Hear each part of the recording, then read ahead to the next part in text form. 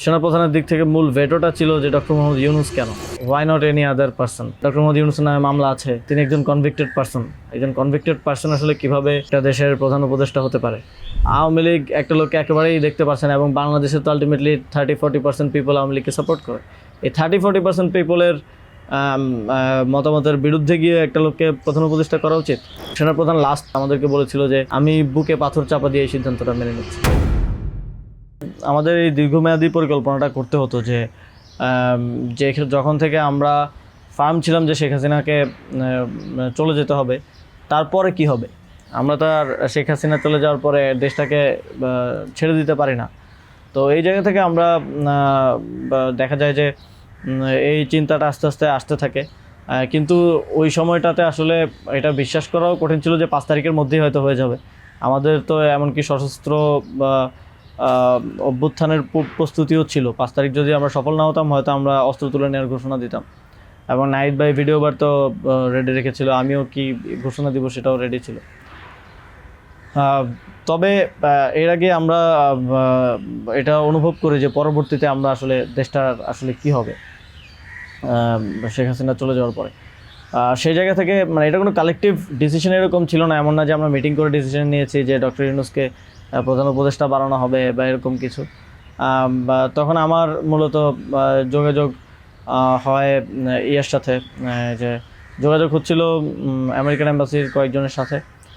এর পাশাপাশি হচ্ছে সাবেক ছাত্রদলের এক বড় ভাই আছেন শামীম ভাই, উনি মিরপুরে অর্গানাইজার হিসেবে খুব ভালো ভূমিকা পালন করছিলেন। তো ওনার সাথে আমার যোগাযোগ হচ্ছিল। উনি মূলত ওনার যোগাযোগটা ছিল মূলত মুশফিকুল ফজল আনসারি ওনাদের সাথে আর কি। তো ওনার মাধ্যমে আমার ডক্টর আলী রিয়াজ, তারপর হচ্ছে বদির আলম মজুমদার স্যারদের সাথে যোগাযোগ হয়। ওনাদের সাথে আমি কথা বলি। 1 তারিখ যখন আমরা আমাদেরকে ডিবি থেকে ছেড়ে দেওয়া হয়, সেদিন প্রাথমিক কথা হয়, কিন্তু 2 তারিখ মূলত আসল কথাবার্তা শুরু হয়। ওনাদের সাথে কথা বলে এবং ওনাদেরকে তখন আমি জিজ্ঞেস করছিলাম যে ডক্টর মোহাম্মদ ইউনূস কি আসবেন কিনা যদি আমরা আহ্বান করি। তো সবার একটা কমন কথা ছিল উনি আসবেন না, কারণ ওনাকে এর আগেও তো অনেকবার চেষ্টা হয়েছে আহ্বান করার। ওই 24-এর নির্বাচনের আগেও একটা আলোচনা ছিল, এবং এর আগেও 19 সালের দিকে একটা আলোচনা ছিল। এর আগেও যখন তত্ত্বাবধায়ক সরকার ছিল তখনও ওনাকে আনার চেষ্টা করা হয়েছিল, বাট উনি সবসময় পলিটিক্যালি থেকে রিফিউজ করেছেন, দূরে থাকতে চেয়েছেন।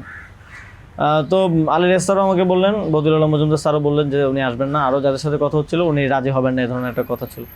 বাট আমি সরাসরি ওনার সাথেই কথা বলতে চাই, এবং তখন হচ্ছে শামীম ভাই আমাকে ওনার বর্তমান যে এপিএস সাব্বির ভাইয়ের নাম্বার দেন।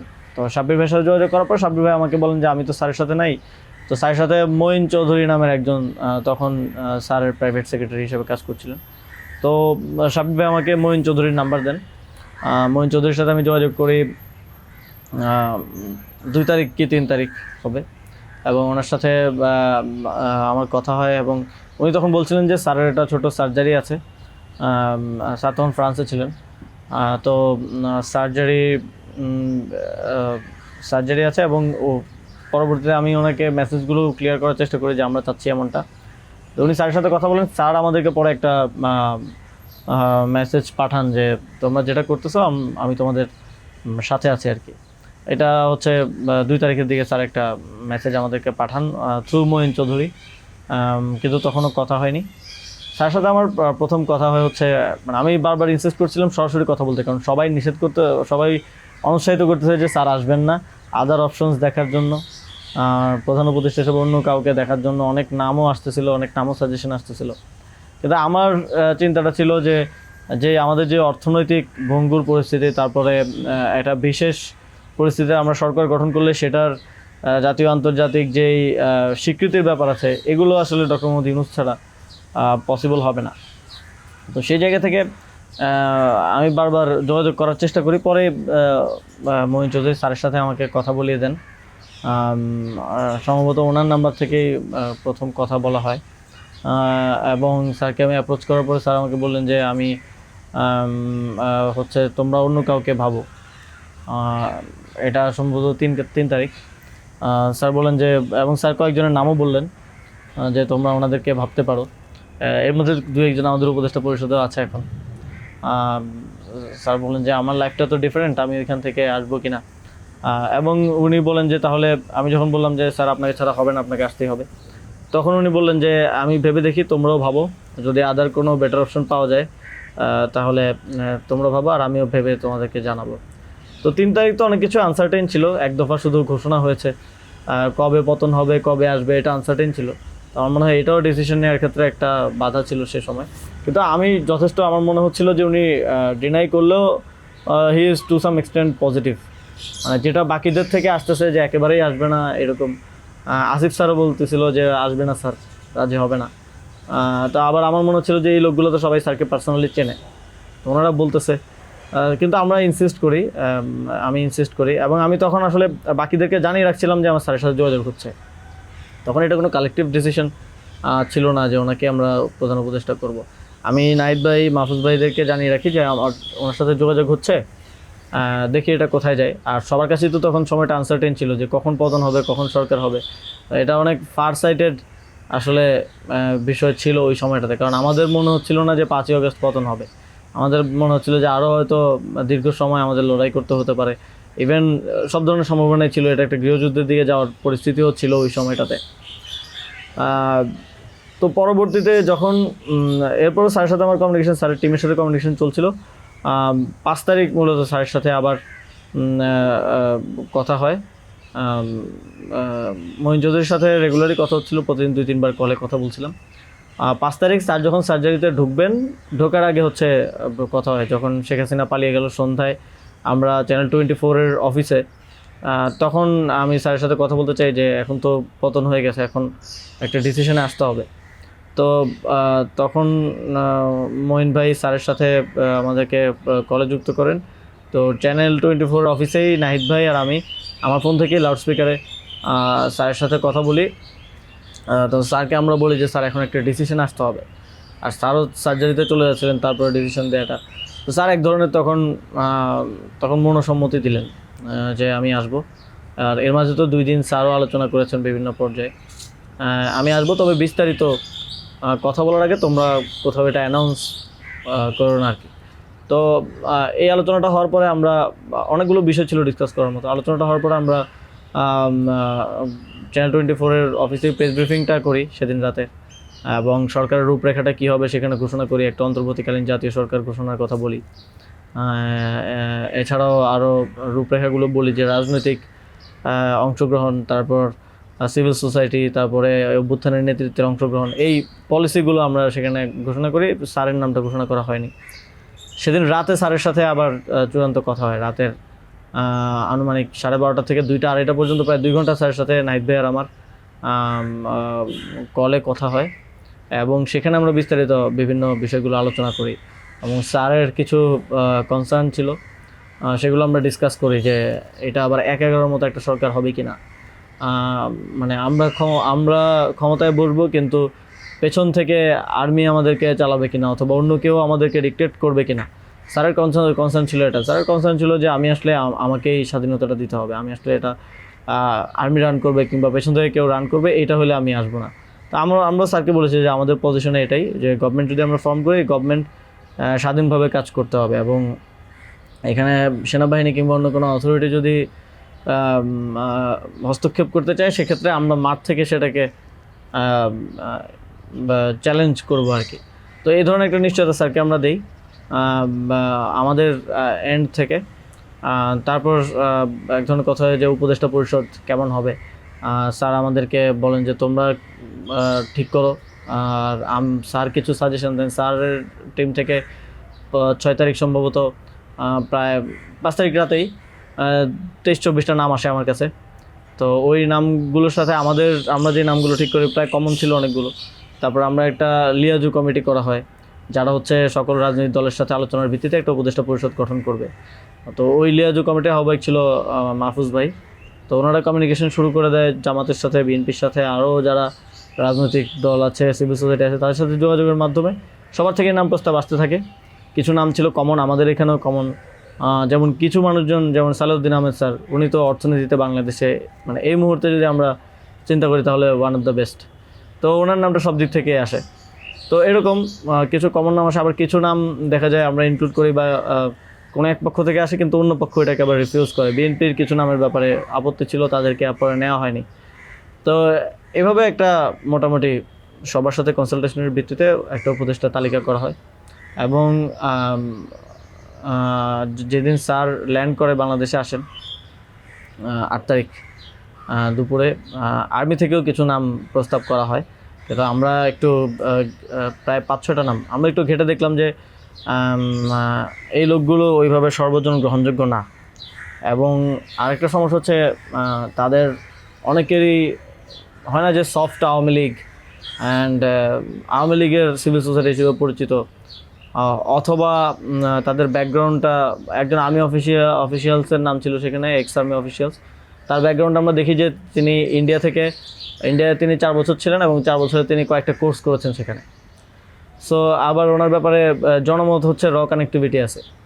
তো ওই নামগুলো আমরা কেটে দেই এবং সেখানে আর্মি কিছুটা নাকশ হয় যে এই নামগুলো কেটে দেওয়ার পরে। এবং ওই স্যারের সামনে রেখেই, কারণ স্যার ওই যখন লাউঞ্জ ভিভিআইপি লাউঞ্জে স্যার ছিলেন এয়ারপোর্টে, তো স্যারের সামনে রেখে আমি আর আসিফ স্যার নামগুলো কেটে দিই যে এই নামগুলো তো আমরা দেই নাই। সেখানে আর্মি চিফও ছিলেন। তো আমাদের ইয়েটা ছিল এটাই যে আগের রাতে আমরা যেটা কথা বললাম যে এই উপদেষ্টা পরিষদে যদি আর্মির লোকজনই বেশি থাকে তাহলে তো এটা দিন শেষে আর্মি ব্যাগড আবার 111 টাইপ গভর্নমেন্টই হচ্ছে।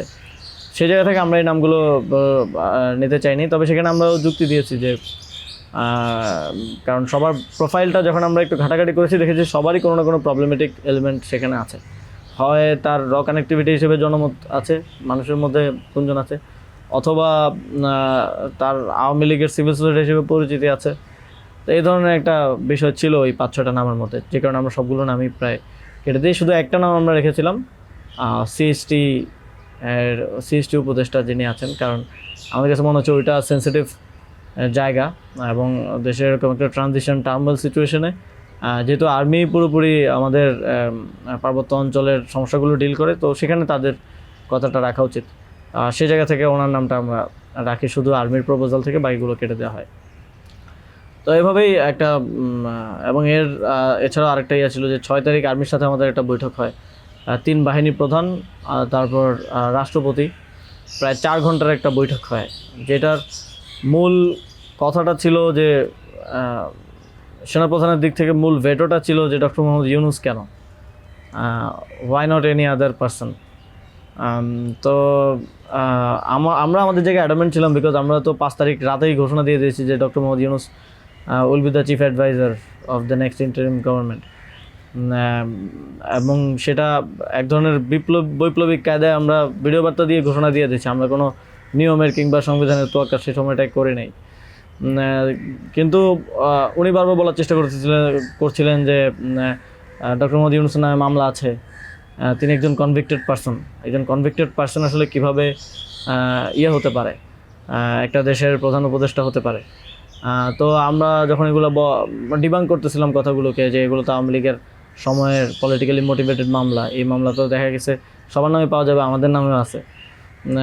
তো এটা বলার পর আবার ওনারা আরেকটা কথা বললেন যে সোসাইটির একটা বড় অংশ তো আসলে ওনাকে হেট করে, এবং বড় অংশ বলতে উনি তখন সরাসরি বলেছেন যে আওয়ামী লীগের অন্তর্বর্তীকালীন সরকারটা তো সবার কাছে গ্রহণযোগ্য হতে হবে। এখন আওয়ামী লীগ তো ডক্টর মোহাম্মদ ইউনূসকে 2 চোখে দেখতে পারে না, একদম অপছন্দ করে।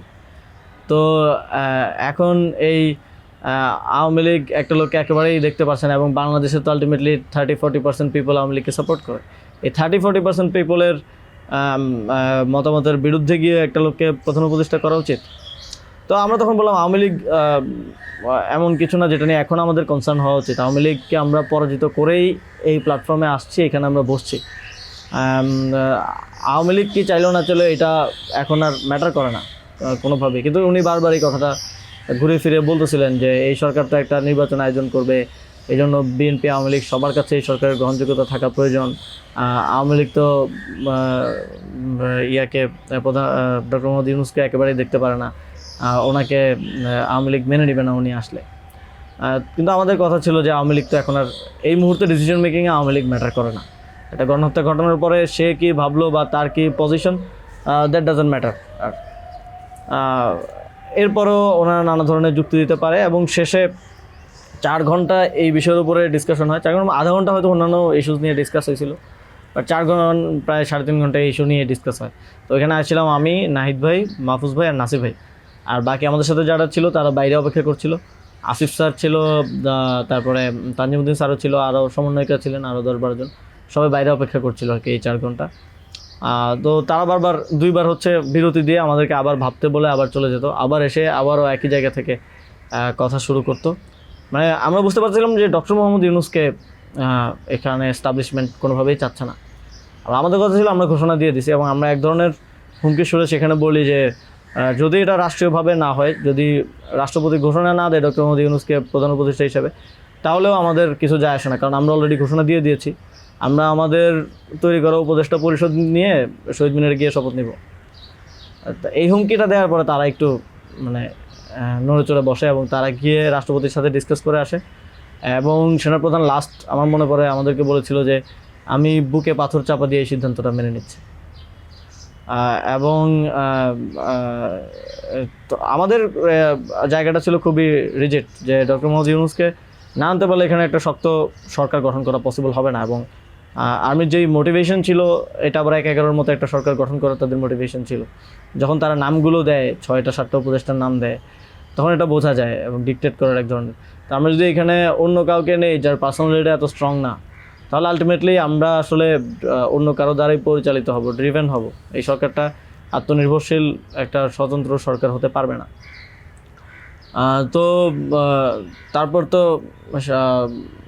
ঘোষণা দেয়, রাষ্ট্রপতি ঘোষণা দেয় ডক্টর মোহাম্মদ ইউনূসকে প্রধান উপদেষ্টা হিসেবে 6 তারিখই, এবং 8 তারিখ হচ্ছে পরবর্তী উপদেষ্টা পরিষদটা গঠিত হয়। 8 তারিখ শপথ অনুষ্ঠানটা হয়। স্যার যখন সার্জারি শেষ করে দেশে আসেন, তারপর ওই দিন সন্ধ্যায় সরকারটা গঠিত হয়।